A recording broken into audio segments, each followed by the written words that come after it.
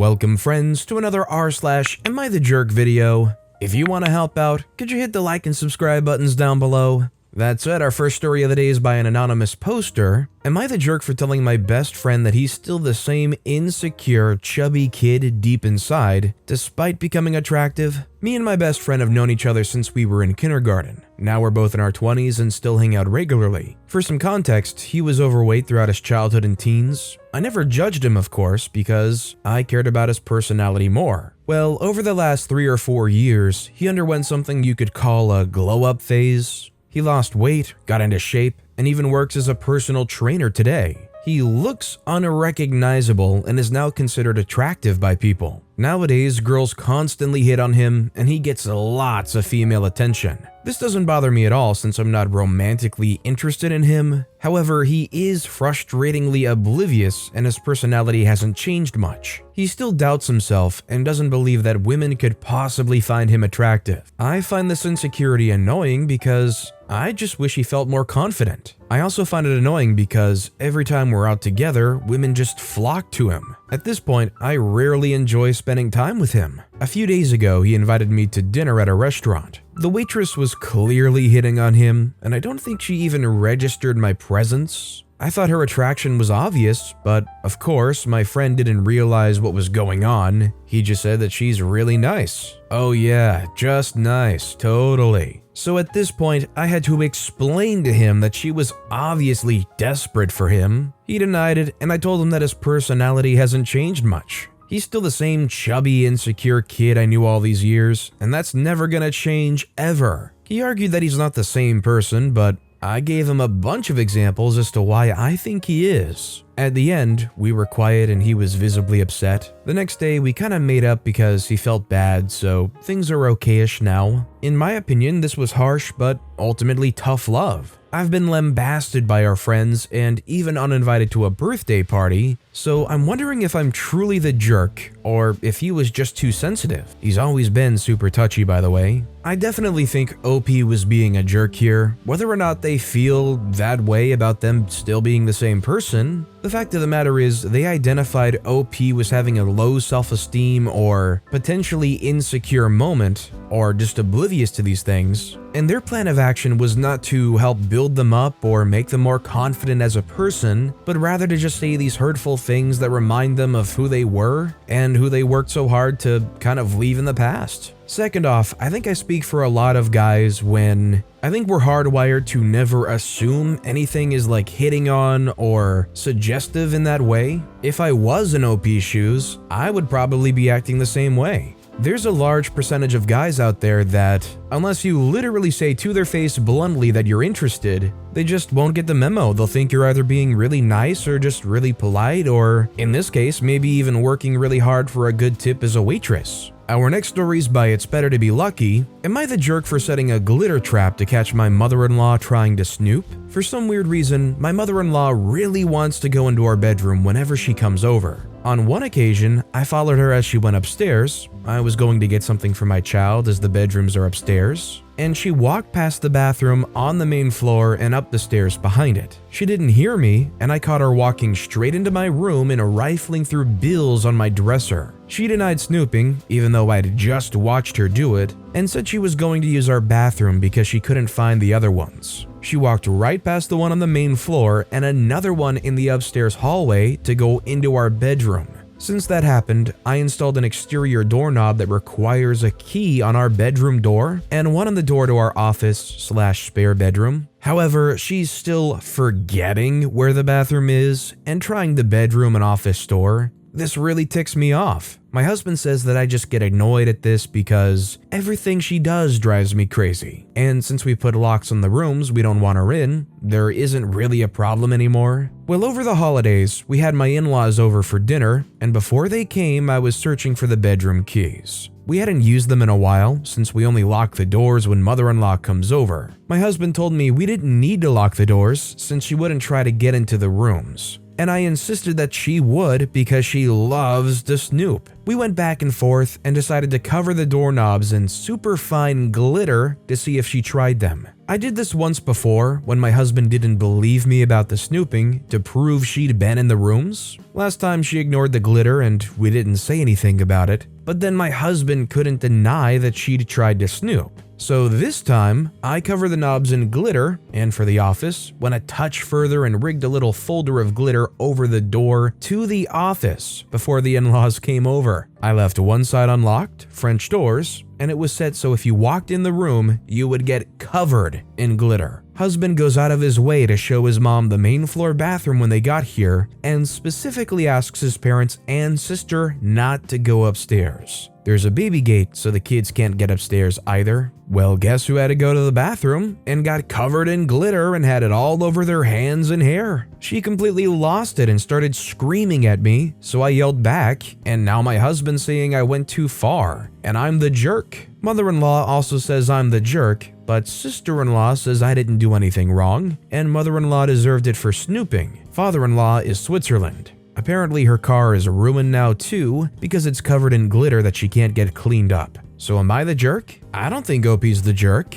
The fact of the matter is they explicitly said not to go upstairs and showed them exactly where the bathroom is. They gave ample warning to mother-in-law not to go upstairs. OP explained to their husband that they don't trust mother-in-law and that they're going to try these doors. So surprise when they try the doors and get caught red-handed, or glitter-handed. It just stands to validate everything OP's saying for such a long time. They're not a jerk for setting up a glitter trap for somebody trying to snoop in an area they were explicitly told not to go to. Our next story is by QuickThrow343. Am I the jerk for not saving dinner for my girlfriend and causing her to go to bed hungry? I, male 28, have been with my girlfriend, female 29, for 14 months. We're struggling with money issues right now, with me being the sole income earner. My girlfriend used to eat restaurant food either by going out or ordering takeout, but ever since she lost her job, she couldn't do it anymore. I cook twice a week and keep leftovers for busy days since my job is physically demanding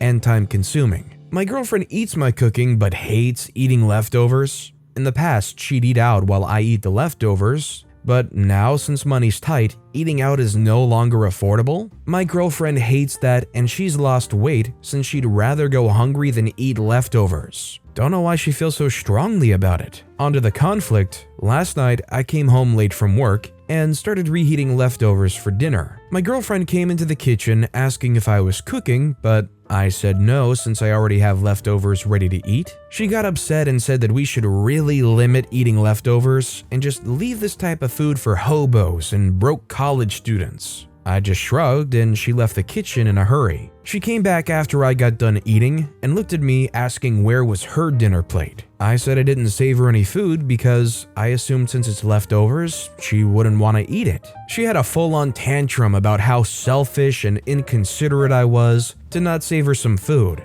and that she would be going to bed hungry because of me assuming crap. I had an argument with her in which I said that she was acting childish, and she looked shocked that I spoke to her this way and yelled that I did this deliberately to prove a point, and that I should have cooked in the first place to avoid having her eat leftovers. But now even leftovers are gone and she was hungry. She ended up going to bed hungry and cold-shouldered me for hours because of it. So first off, I don't think OP's the jerk, but let me address the thing that I think everybody that hears or reads this story is going to say. Why can't she cook anything for herself? And who says that leftovers are for broke college students or hobos? I feel like if you ask most people, there's a lot of leftovers that people really enjoy. What about people who meal prep? Is people who cook things, then put it in containers and ration it over the week considered hobos? I feel like OP's partner should feel lucky that OP's even willing to cook for them, apparently in a situation where OP's the only one cooking. This next story is by Novellas1. Am I the jerk for continuing to read when my husband and dad came into the room? Yesterday, my dad came over to speak privately to my husband, so I did what I usually do when I'm alone in the evenings and read my book. At some point, they both came into the room I was in. Neither of them said a word, so I didn't realize they wanted to speak with me, so I just kept reading. Honestly, I could kind of feel a weird tension in the room, but I chalked it up to them having a disagreement, which is common. And not because of something I was doing wrong. However, my husband finally got fed up and asked me in an angry tone if I was going to put my book down. I I told him I would in a second since I'd almost finished the chapter. That was a mistake because he got even angrier and told me to put it down now. I did, and my dad lectured me about how rude I was for continuing to read when I had a guest over who needed to talk to me about something important. Am I the jerk? I don't think OP's the jerk. This just seems really petty. They walked into the room, you were reading a book, they should have said, "Hey, can I have a second? I need to talk to you." I think just 1 second, I'm almost done is a fair request. Unless this discussion is literally of the moment, waiting 30 seconds or a minute for them to finish up and come to a stopping point isn't unreasonable. What do you guys think? Is the fact that OP said, "I'm almost done with my chapter, just give me a minute," is that rude? Or do you think that's understandable? I'd like to know what you guys think. This next story is by Phoenix78912. Am I the jerk for fighting for full custody and not letting the kids out of state? My soon-to-be ex, 31-year-old male, has always been an upstanding father. In July, he started a new job that requires him to travel 8 months out of the year. While on the road, he informed me he was in love and left me for a 20-year-old. In the last 15 weeks, he's only seen his kids 12 days. Now that we're in the process of negotiating custody, he is demanding visitation during the summer in whatever state he's in, and the kids, 1 and 5 years old, travel with him while he works. He's also requesting that I fly them out once a month for weekends, and I must stay in a hotel. Am I the jerk for not wanting my kids to chase him across the country for his affection their whole life? Should I make every effort to let my kids see their father and travel state to state on school breaks? I am so uncomfortable with this, but if I don't, my kids never get to see their dad. On the other hand, they need stability and to see their father make every effort to be in their life. Now, not every situation's the same, but if it was me, as much as I probably would want to go spend time with my father and be with my father all that time, I would think I would do a lot better with that stability of being in a place that you know is where you were living, not having to worry about what schooling is like, doing homeschooling on the road, being able to make friends that live nearby you and being able to visit them, and not just be constantly on the move, not really being able to make any friends of any kind unless it's online. And I also think it's a bit ridiculous to expect somebody to fly their kids to the other parent on a regular basis. It sucks because they're a good father and they want to be in their lives, but with the traveling, I don't really think that's very possible. And our final story of the day is by Fruit and Boot. Am I the jerk for aggressively telling a family member to stop calling my infant sexy? I have a 4.5-month-old daughter, and a family member in their 70s of ours has been commenting on my daughter's pictures on social media. One of the pictures was of her smiling and being propped up. Family member comments that my daughter looks sexy. I deleted the photo because I was so disgusted,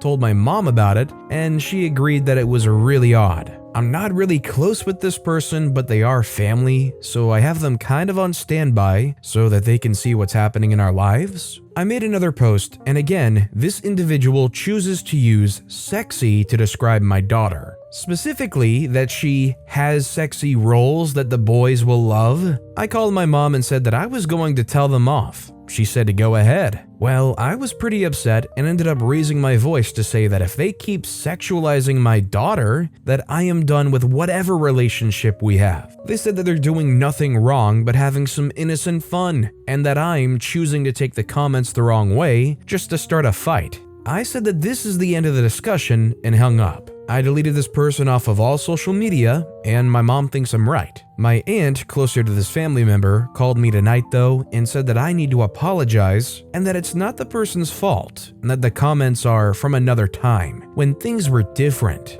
because this person's older. Apparently it's unfair for me to cut this person out of my life who I've never really been close to other than the bloodline, and that I need to let them see photos and updates still on social media. What the freak? I refuse to do this. Am I really the jerk here? I suppose part of me thinks that they could be suffering from some sort of dementia, but I don't know. So first off, let me say that I think OP's definitely not the jerk, and even if this is, which I don't think it really is, but if it was from an older time where people and things were different, even back then saying a 4.5-month-old has sexy roles that the boys will love, is undeniably creepy. I don't really care if it was from a different time. The fact of the matter is now, and that is weird as heck. When confronted and warned that that's not okay and that they should control themselves in that regard, they fought it. So no, I think OP's not the jerk, and they had every right to do what they did.